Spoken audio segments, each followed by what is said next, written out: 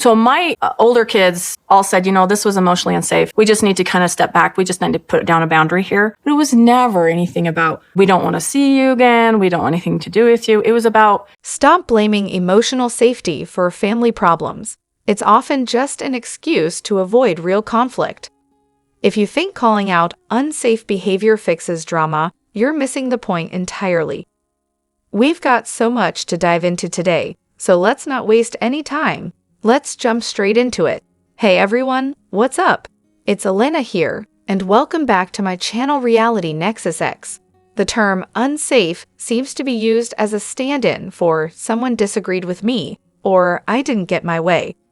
When Kody says someone made things unsafe, it often translates to they challenged me, which he interprets as disrespect and disloyalty. Both Kody and Robyn appear deeply disconnected from reality. Kody in particular seems to lack critical self-awareness. There's a noticeable trend where Robyn's children struggle with being told no or asked to go along with group plans instead of their own. They've been conditioned to expect accommodation, so any pushback feels like rejection. The long-standing division between Robyn's kids and the rest of the family may have begun when the original kids criticized Robyn's children for always reporting back to her, something that seemed to culminate during a conflict involving Janelle's sons over a Christmas tree outing. Some of Robyn's children's discomfort may just be social awkwardness, but rather than encouraging connection, the parents seem to reinforce separation. Healthy conflict resolution hasn't been modeled for them. For example, years ago, Christine expressed needing emotional safety, which Kody took as a personal attack. Since then, Robyn has used safety language to frame others as aggressors, even when no actual harm or disrespect occurred. Robyn often uses therapeutic language, like emotionally unsafe, to frame herself and her kids as victims, even when no actual mistreatment occurred.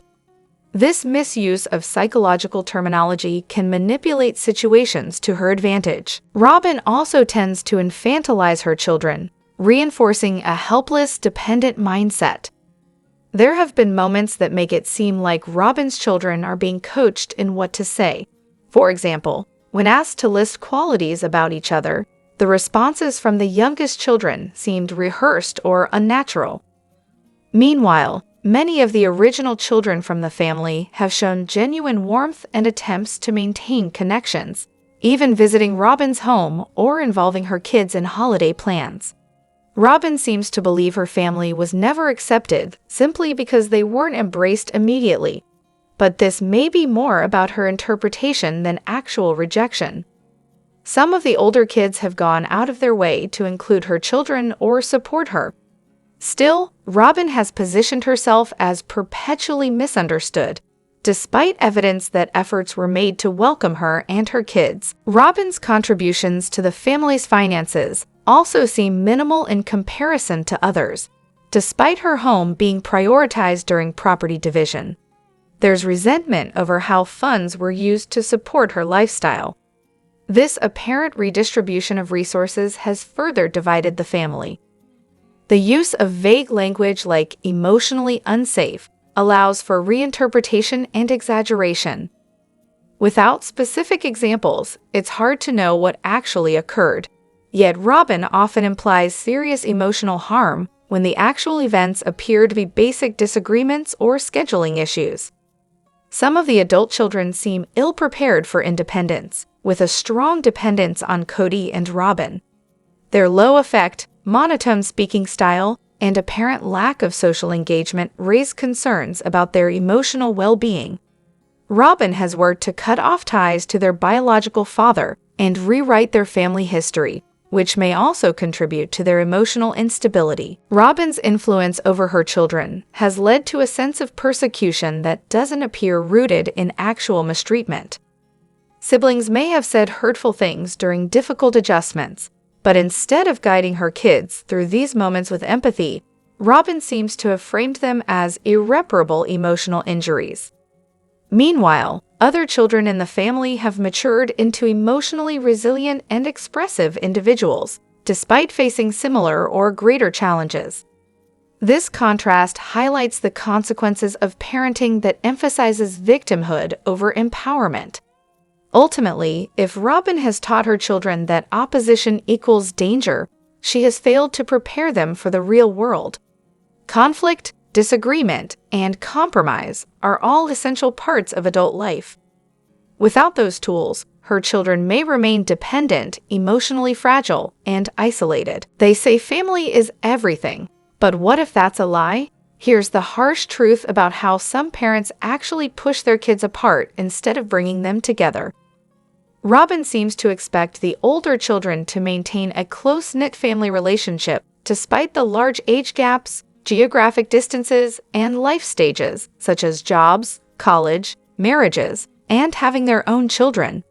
However, this expectation appears unrealistic given that many of the older siblings live far away and have independent lives.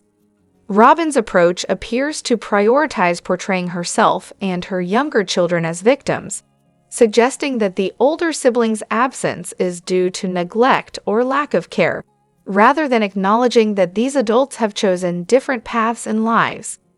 This victim narrative seems to overshadow the real reasons for the distance, and could potentially create feelings of inferiority for her younger children. There is a pattern where Robyn isolates her children from the older siblings, limiting their opportunities for bonding and maintaining relationships. This is evident in her reluctance to facilitate family gatherings or encourage communication between the children, which contrasts with a more mature approach of acknowledging unique circumstances like COVID and encouraging connection through calls or virtual interactions. Robyn's behavior suggests a desire for control over the family dynamic and her children's relationships, often creating or perpetuating divisions instead of fostering unity. The lack of genuine effort to include the older kids and their families seems to contribute to strained or non-existent relationships. Moreover, Robyn's portrayal of her children as victims on camera, while suppressing honest conversations and interactions with the older siblings, raises concerns about emotional manipulation and the long-term impact on her children's social and emotional development. Her management of family events, such as birthday parties and holidays, also reflects this divide.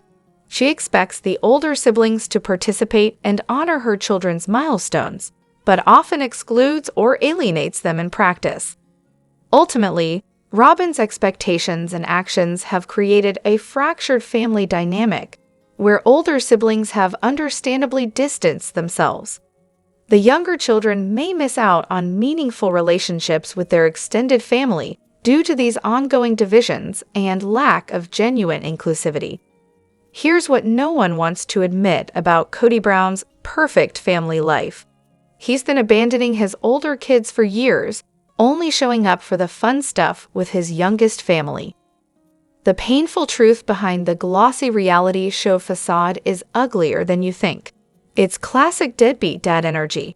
Watching the older episodes, it's clear Kody was never truly present as a father. Now he's trying to rewrite history, claiming he never wanted the other wives and only wanted to build a new family with Robyn, abandoning any relationship with his older children.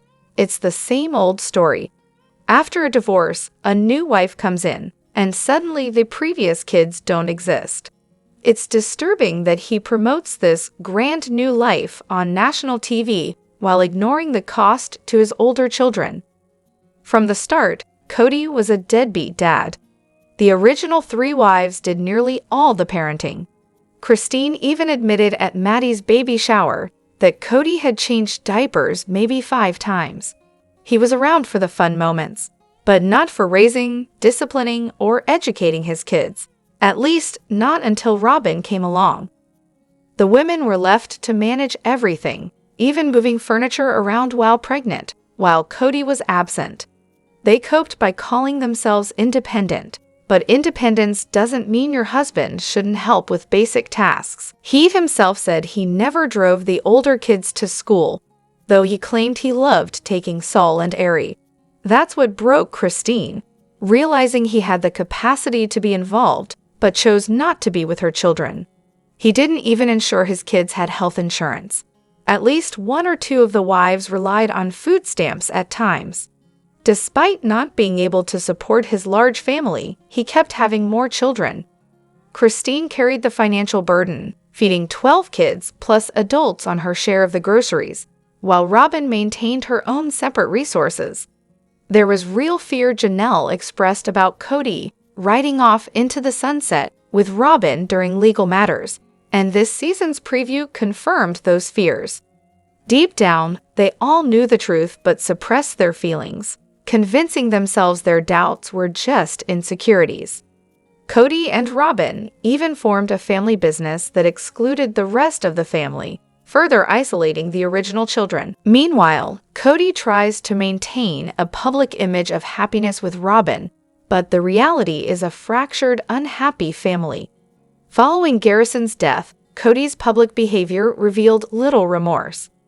Calling his son a narcissist and an asterisk show on television was cruel, and it's hard not to believe that emotional abuse contributed to the tragedy. His irresponsibility is obvious. Buying a two-seater convertible when he has a huge family says it all. He's never been a committed father or husband to anyone except Robyn. His neglect affected the kids deeply, from behavior issues to emotional struggles. Meanwhile, the wives contributed their earnings to the family pot, supporting a lifestyle Kody couldn't maintain.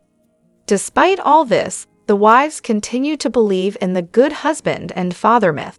Even as the truth was plain, Kody never stepped up. Now, Kody is missing out on genuine family connections by focusing solely on his life with Robyn and her children, maintaining a false narrative of a perfect family while ignoring the damage done to the original children. He was never the father he pretended to be. Are you someone who's ever felt physically embarrassed watching a grown man run laps around a cul-de-sac like it's some grand life moment? Yeah, you're not alone, and it only gets worse from there. Does anyone else get intense secondhand embarrassment when Kody runs the perimeter of the cul-de-sac lots? Imagine it, this long silent jog while all the wives just stand there watching. It's not a quick sprint. That's a lot of ground to cover, and he runs it like it's some profound ritual, and you just know he thought it was meaningful. Meanwhile, it makes me physically cringe. I bet he regretted it about a quarter of the way through, but kept going because he was committed, especially after he got to Robyn's house. That's when the awkwardness really sets in. Honestly, everything he does is a masterclass in secondhand embarrassment. Top contender, the infamous pond scene. Blurred briefs, diving into gross, stagnant water. Then he lectures his kids about modesty, while basically exposing everything on screen. There was nothing modest about that scene, more like a black triangle of horror. And then Gwen jumps in laughing after him. Pure cringe. Then there's the cake tasting scene, where he suddenly gets up and dances like a wild, uncoordinated mess. It's a never-ending cringe fest with him. Every time he dances, it's the classic how he thinks he looks versus how he really looks scenario. He imagines himself as suave and charming, but reality? More like a clumsy goofball. Chris Farley once said he regretted a famous comedic scene because people laughed at him, not with him. That's sad. Kody, though, he's oblivious and keeps delivering those cringy performances without a hint of self-awareness. Then there's his lack of involvement with the kids. Even when all the wives and kids lived under one roof, he refused to help tuck the kids in, claiming it wasn't his turn. The older children had to pitch in, which is normal sometimes, but his refusal to do anything is unacceptable. And the story about how he only saw Christine and Janelle once a week, even then leaving early to help Robyn's nanny with her kids, ridiculous. Speculation aside, it's hard to believe a man who calls himself a P*** monster would be content satisfying for women. He clearly can't keep up. Remember the wedding where he wore a too-short kilt, flashed the groomsmen, and made bizarre comments about it being sacred? Classic performative Kody, desperate for attention. His running around the cul-de-sac with his bouncing curls and bedazzled jeans feels like a desperate attempt to prove he's the man of the house, while the wives are the ones actually managing the family and finances. The way he asked if it was cool to run around was just embarrassing, like he was trying to be viral or something. And his dancing at that wedding he officiated, a bull running loose on the dance floor. Everyone backed away like he was a hazard. His overly affectionate behavior around Caleb was just as cringeworthy, like a giddy teenager. From his ridiculous hair to his juvenile tantrums and strange complaints about menstrual cycles, to the awkward Shark Tank pitch with Robyn, the cringe never ends. And through it all, he remains completely unaware. No embarrassment, no shame. He thinks he's the star of the show, but really, we're watching a man spiral through his own awkwardness in real time. It's tragic, hilarious, and painfully Kody. Everyone's talking about Christine, but here's the thing no one admits. Her constant repeating isn't just annoying. It's a deep sign of something way bigger. And once you notice it, you'll never be able to unhear it. Let me explain what's really going on behind the double talk. Whenever Christine is interviewed on the show, she repeats every sentence. Every single sentence. Once you notice it, you cannot unhear it. Sorry, not sorry. Why does she do this? It comes from a lifetime of feeling unheard. Even when you're finally safe and happy, that urge to over-explain just sticks around. It's a common thing. People who've been ignored often repeat themselves, sometimes without even realizing it. It's a survival tactic from never truly being listened to. In Christine's case, it's probably a mix of ADHD, anxiety, and trauma. She's not just repeating for the sake of it, she's processing verbally, figuring out what she means as she talks. When she catches herself, she repeats to emphasize the point. It drives everyone around her crazy, husbands, family members, and frankly, viewers too. But it makes sense when you realize she's spent years talking to people who tune her out or don't listen. It's also a mom and teacher thing. Years of repeating instructions to kids can turn into a habit that carries over into every conversation. Plus, homeschooling and managing ADHD kids means you often have to say things twice. This repetition is a trauma response.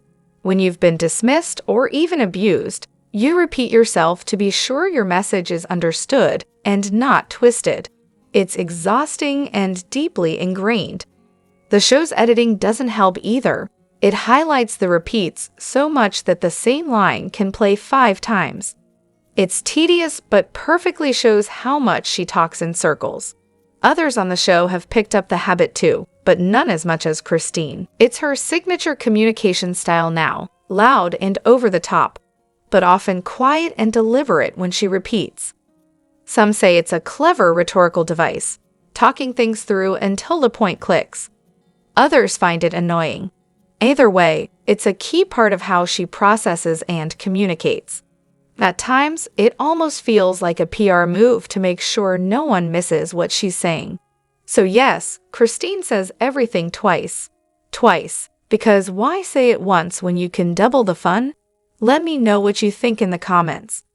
Don't forget to hit that like button and subscribe to my channel. I'll see you in the next video. Take care and much love to you all.